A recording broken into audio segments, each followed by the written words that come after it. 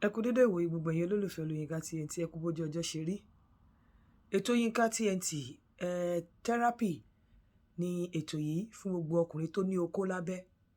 Ìdùnnú àti ìfọ̀kànbalẹ̀ fún gbogbo ọkùnrin olóko ńlá. Ìfọ̀kànbalẹ̀ náà ni ló jẹ́ àti hope fún gbogbo àwọn ọkùnrin olóko kékeré.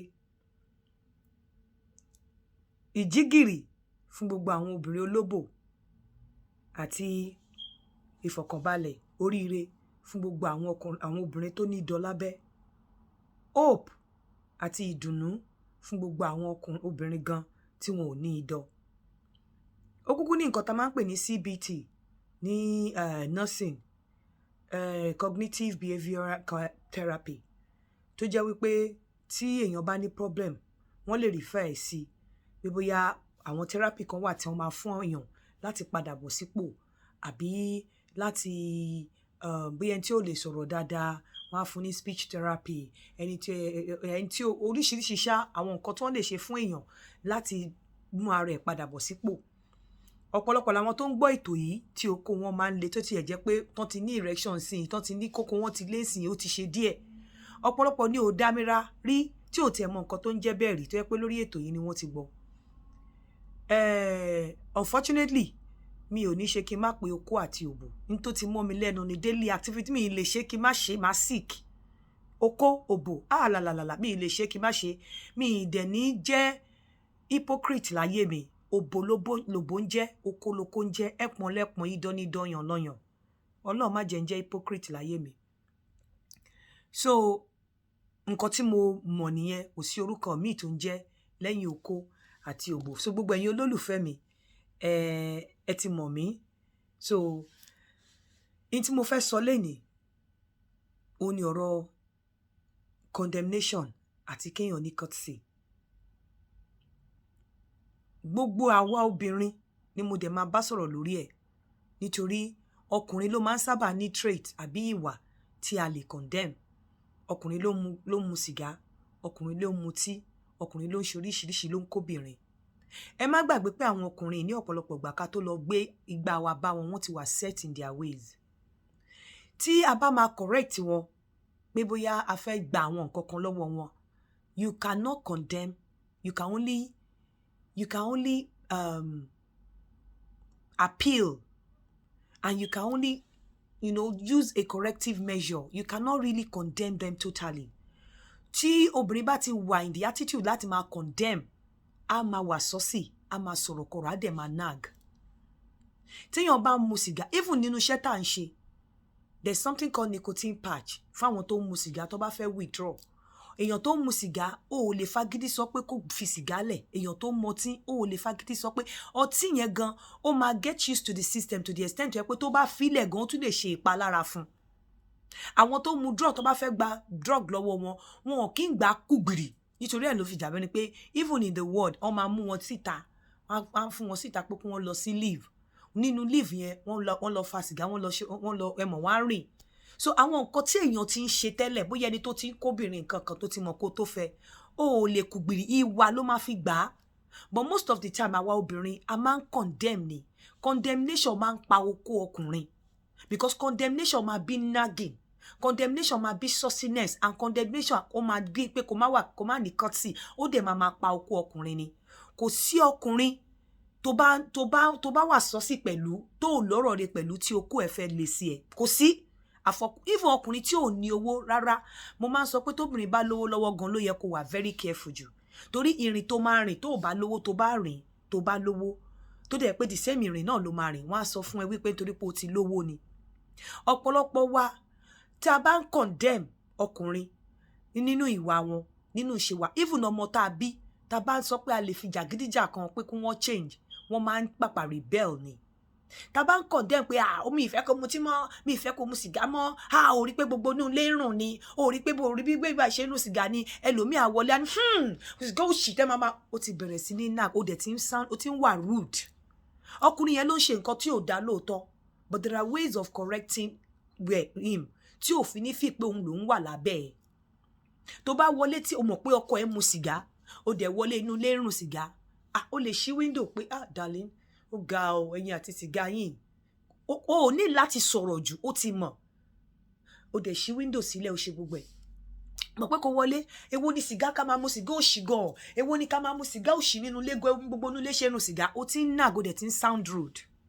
Tó bá mọ̀ pé ọkọ ẹ̀ ò wá organize, pé tó bá mú nǹkan síbí, ó máa lọ change ọwọ́ ni, kò dẹ̀ ní mọ̀. Tó bá débẹ̀, tó bá rí lórí ìjókòó tó dẹ̀ fẹ́ change ẹ̀, ìṣe tí nítorí ní kíní yìí every time tí bá ti mú kíní ẹ máa mú kúrò ńbí, ẹ máa try láti dá padà mí ní kẹ́ má lò. Ó yàtọ̀ sí wípé ẹ̀yin ò tiẹ̀ wá organize, ó wá organize rárá. Ó wá organize rárá, kí ló tiẹ̀ máa ń ṣẹ́gun, a máa mú kíní kan wá dẹ̀ máa ṣe bí ọmọdé.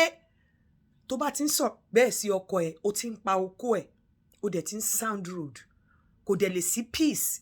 Àwọn ọkùnrin míì máa ń mọ̀ pé àwọn ṣe nǹkan tí ò dáa, but anytime tó jẹ́ wípé your determination is to make them feel guilty, you cannot get the best of them.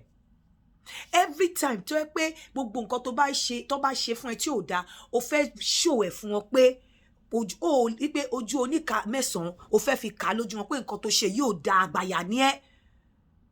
You cannot get the best out of ọkùnrin. And ìwọ dẹ̀ ló máa get back to, because gbogbo kinní yẹn lóòótọ́ àwọn náà ṣe nǹkan tí ò dáa, lóòótọ́ àwọn náà ṣẹ̀, lóòótọ́ àwọn ni wọ́n ṣe nǹkan tó yẹ pé kò yẹ kí wọ́n ṣe, but nítorí pé bó ṣe sọ, tó o bá ṣọ́ra o máa padà wá jẹ̀bi ni. Because ọkùnrin tó o bá ti condemn outrightly, condemnation afanagin, tó bá dẹ̀ ti bẹ̀rẹ̀ sí ní nag, wàá rude, wàá wà saucy, tó bá ti ṣe bẹ́ẹ̀ yẹn, ó máa gbàgbé nǹkan tó ń ṣe, because o ò jẹ́ kó appreciate ẹ̀ṣẹ̀ tó ṣẹ̀ mọ́. Á gbàgbé nǹkan tó ń ṣe, á wá fi ọkàn sí pé òun nag, ó wà rude. At the end of the day, ò ní rójú rere ẹ̀ mọ́, okó ẹ̀ ò dẹ̀ ní le sí ẹ. Nǹkan míì wà tí àlè bá ṣe, mẹ́wàá àlè bá ṣe fún wọn níta, ìyẹn ò ní kó má dùn àlè, ìyẹn ò ní kí okó wọn má le sí ẹ, because wọ́n ti believe pé àwọn ò ní responsibility fún àlè, but àwọn ní responsibility over you. Àwọn ní nǹkan kan over ẹ, kò sí nǹkan kan tó ní fálè. So tó bá olè ní àlè wọn lè fi gbágbá wọn lórí, ìyẹn ò mí pé kán má ṣì dó àlè. But nítorí pé wọ́n lè decide láti má rí àlè lóṣù mẹ́ta, ṣùgbọ́n ṣé wọ́n lè sá fún wọn tó jẹ́ ìyàwó nínú ilé. So you cannot, kò sí tó bá fẹ́ correct ọkùnrin, àbí tó bá ṣe nǹkan most of the time, tí ojú bá ṣe pé tó bá ń yọ wọ̀n, mi ní kó má yọ wọ̀n, but tó bá ń yọ wọ̀n in a polite and a very very decent insult, wọ́n appreciate it. But the moment tó bá ń yọ wọ̀n wípé báwo lẹ ṣe ń ṣe báyìí, gbogbo inú ilé rùn sìgá, wàá dé máa ọrùn kíníkan, at the end of the day, o máa adìn wọn ni, wọ́n wá kà sí pé o rude, inú wọn ò ní yọ sí ẹ, wọn ò ní dó ẹ dáadáa. Ṣé wá rí àlè tó fi gbágbá wọn lórí yẹn, tó mọ̀ pé àwọn ò ní duty fún yẹn, àlè yẹn ló máa accept wọn, wọ́n máa sáré lọ bá, torí pé wọ́n máa wá sọ̀wọ́ di pé òun nag, ò ní respect, ó wà rude. Meanwhile àwọn náà ṣe nǹkan tí ò dáa, but nítorí pé the way tó ṣe condemn, the way tó ṣe handle ẹ, the way tó ṣe attack, the way tó ṣe sound rude, the way tó ṣe wà saucy, the way tó ṣe wà rude, the attitude, the negative ways of communication, kò ní yield positive result. So nígbà míì, tọkùnrin bá tún ṣe ń ṣe nǹkan tí ò dáa, you still need to show love for them to understand wípé nǹkan tí wọ́n ń ṣe ò dáa. O ṣì ní láti wà polite for them to understand pé nǹkan tí wọ́n ń ṣe ò dáa. You still need to correct with love láti understand pé nǹkan tí wọ́n ń ṣe ò dáa. Ọ̀pọ̀lọpọ̀ ẹ̀yin obìnrin mo máa ń sọ, tí ọkọ yín bá ń horun gbùgà ni, tọkọ yín bá ń horun gbà ní. Meanwhile ọkọ tó ń horun, tó bá ti study the sleeping pattern of ọkọ ẹ, tó ti mọ̀ pé bó bá sùn ní side kan ló fi máa ń horun, tó bá wá rí pé ó ń horun irú èmi tí ò bá lè sùn, wàá rọra tap bed, kò lè, tó bá tap bed, tó bá, ó depend lórí bó bá ṣe ń sùn, ẹlòmíì tó bá tap bed, I understand, I turn back, I change position, or kò tap ẹ nicely, tap ẹ nicely, or kò tap pillow. Tó bá dẹ̀ mọ̀ pé ó ti wà out of hand, you can even excuse from the bed, kó jẹ́ pé time tó mọ̀ pé òun náà máa ti jí sára ni wàá padà sórí bed, bí ó lọ sùn sínú yàrá ọmọ or ibòmíì.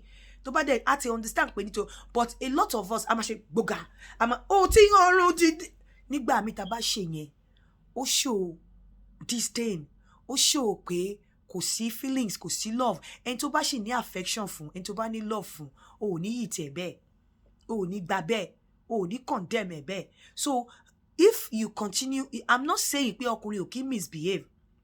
Lórí ìtarí lánàá, lórí platform tí ọkùnrin yẹn ní, bí woman yẹn ṣe máa ń bá wọn sọ̀rọ̀, ìwọ ò dẹ̀ ṣe báyìí, o gbé kinní síbi, you don't talk to men like that. Tó bá bá wọn sọ̀rọ̀ bẹ́ẹ̀, I am telling you, ó ń pa oko wọn stylishly, ó ń pa oko wọn indirectly.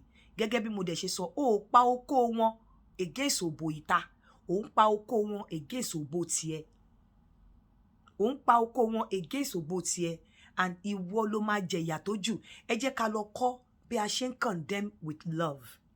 Ẹ jẹ́ ká lọ kọ́ bí a ṣe ń chastise or scold with love.